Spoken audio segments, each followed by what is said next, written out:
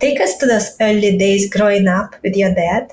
What were some key things you learned about positioning and how companies can be successful, can be more successful? Yeah, well, it comes from, the ultimate and most important principle is the idea of this focus, right? So standing for something starts with focusing in on one thing and not trying to be everything to everyone.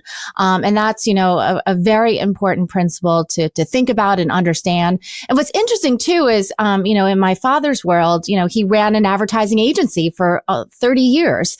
And, that in the book and positioning was, to bring in business and get notoriety. But what ultimately happened was that they were asked for consulting. So big companies like Burger King, they didn't want to hire my dad's little B2B agency for, advertising, but they did want to talk to him about strategy. So by the mid 80s, their business was about 50-50, right? The consulting was, growing, but they also had the traditional B2B advertising business. And it just so happens, actually, he was giving a speech and someone said, hey, you're not following your own advice on focus, right? You're talking about telling us to do it. Why don't you do it yourself?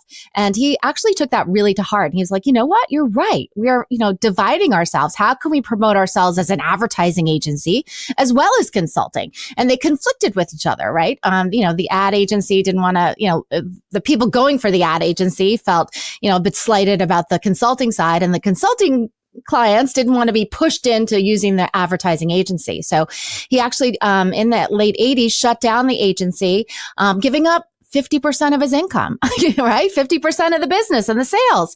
But because he was able to focus on consulting, that business grew. He became, and eventually I joined him just a few years later, becoming extremely well known on the consulting side and focusing on what we do. Listen, there's a lot of companies that can, pull off the advertising part of the business, but we think our focus and our expertise is more strongly aligned with the consulting and the advice on the positioning strategy. So, it's always important to sort of apply those principles to yourself. It can be actually challenging, but it's very effective when you do so.